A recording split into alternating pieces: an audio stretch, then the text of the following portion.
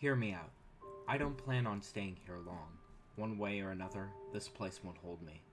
Yeah, sure, I know they all say that, but trust me, I'm different. No, that's not the right word. I'm probably bog standard, but the current circumstances are different.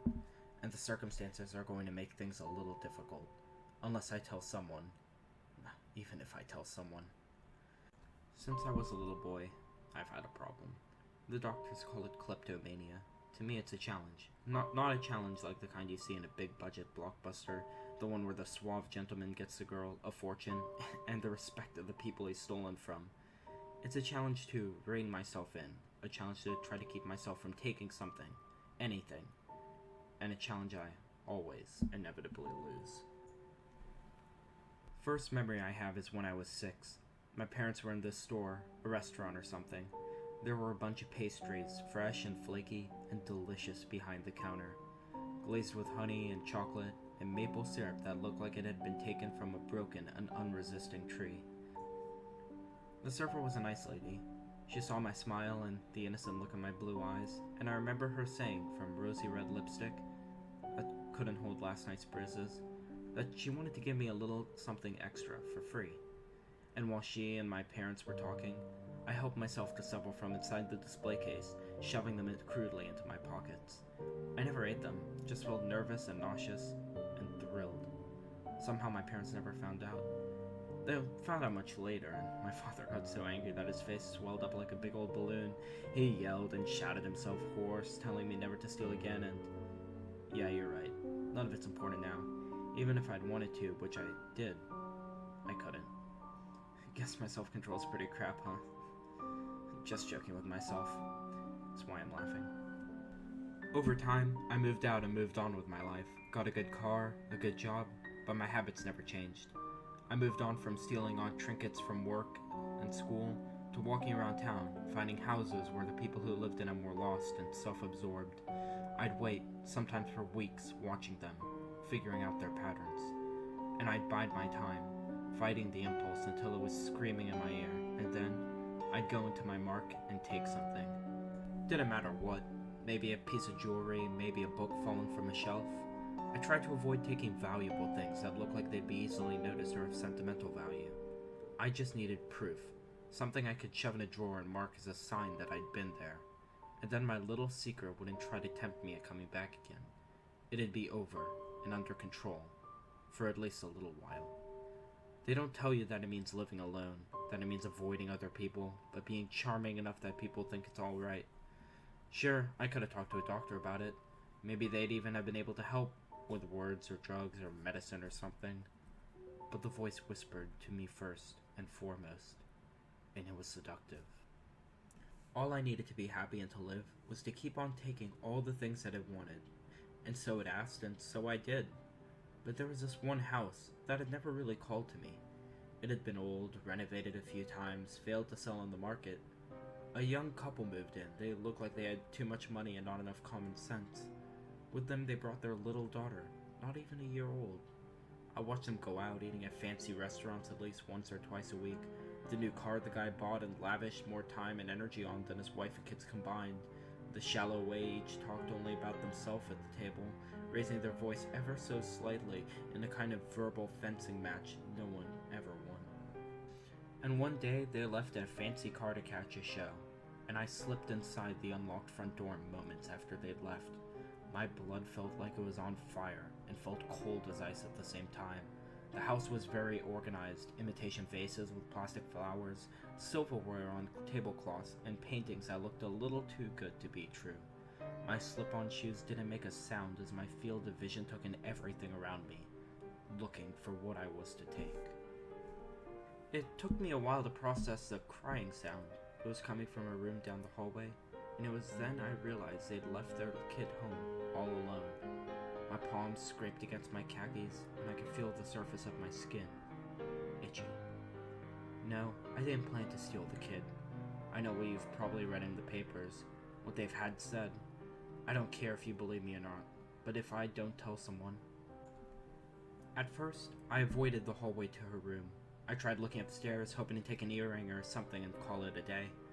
Nothing stood out in the master bedroom, in the second bathroom, It's some room that looked like a cross between a study and a rec room for someone who never grew up, filled with car models and paper airplane.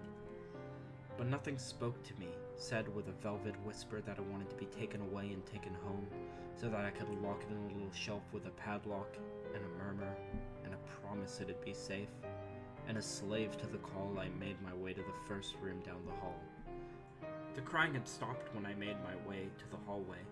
I'd gotten a little sloppy due to my unease, and I could hear my footsteps against the tiled floor of the kitchen as I passed by it. The first room on the right had a child's mobile, but otherwise seemed to be another study, with a modern computer and office chair hinting at its doubling as a home office of some kind. At least, that's what my initial thought was as I stepped inside and nearly tripped over the almost camouflaged cradle set up in the center of the room.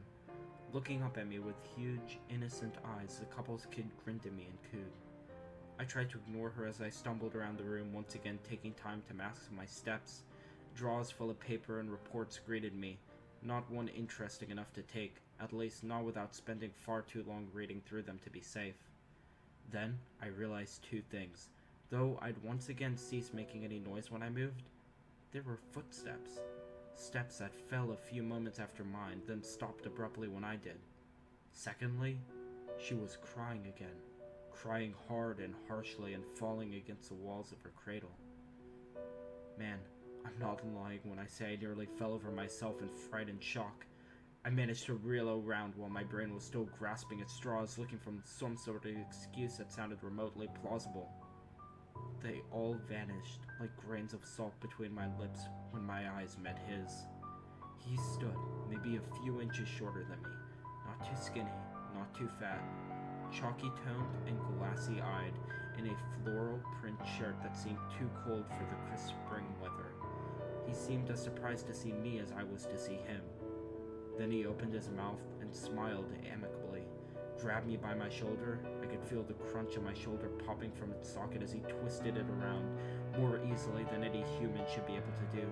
His fingers felt like unrisen dough or sculptor's clay, and then I fell to the ground whimpering like an idiot and trying to fight back the pain. Strolling over to the cradle, he reached forward and tenderly plucked the girl from where she had crawled to. Her tears had dried as much as an infant could. She was glowering at him with recently dried eyes, and in a brief instant, I saw his fingers flicker like swollen white plaster, all discolored by a fire and dancing in the wind. And I knew that I had to do something. Managing to pull myself from the floor, I ran and dashed into him, knocking the stranger to the ground and catching the little girl as he collided into one of the many bureaus with an audible crunch. I could see a wound on the side of his head, but no blood flowed. And indeed, he didn't show much sign of noticing, only a mild surprise that slowly turned into a look of hatred and rage. Pulling himself up to his shunty and unimpressive height, everything from above his waist trailing behind him limp and useless, the stranger began to spasm uncontrollably, and I ran.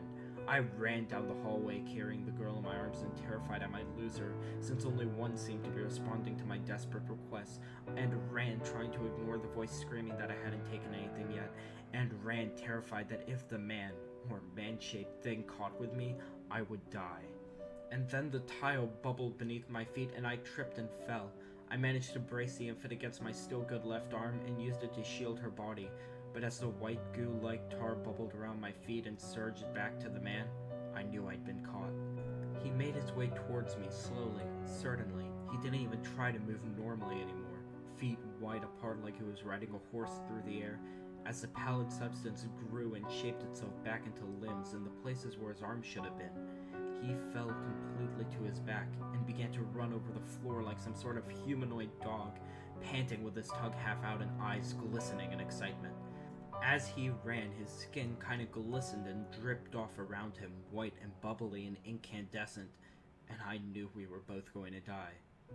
Or I would have had I not heard the voice, triumphant and loud, whisper to me only a few inches away. The little girl cooed and my hand shot out, and I felt the cold steel of a lighter. It flicked on as my fingers braced around it, and the pale light brought the creature to a rocking stop. In its confusion, I managed to get to my feet. I ran toward it screaming. I kicked the damn thing until it stopped moving, obviously alive and paralyzed more out of surprise than any actual damage. Then I set the house on fire, not leaving until I'd seen the smoke and fire cause the thing to shrivel and go limp and dissipate into the floorboards and tiles like so much burnt lichen. Then I joined the little girl where I'd placed her outside, and found myself found by the police. I told them what I told the courts, that I'd been planning to kidnap the girl, and the house burned down because of my own damn carelessness. It's close enough to the truth, and close enough to make me regret nothing. I haven't had the urge to take anything here, or at all anymore. The voice seemed satisfied with my role, or the role I had to play, but I had to tell someone, to tell you, pal, because in my dreams, I see those eyes, green and multifaceted, before they grow human again for a few moments, and I know that I didn't kill it, whatever it was. Oh, I heard it, but it's under the earth somewhere, under the ruins of that burnt-out husk of a house, and it'll come back when they've rebuilt that place, or maybe just move somewhere else. But first, it'll find me here, and kill me. Make it look like I killed myself or something else did it. And that's why you have to know. Because I'm gonna beat it to the punch, just to put the dreams to an end. Just do me a favor, alright? Find a way to give this back to the family. To her. I'm sure they'll use the insurance to move somewhere else, go somewhere new. But when that thing follows them, if it follows them, I want her to have portable fire to keep it at bay.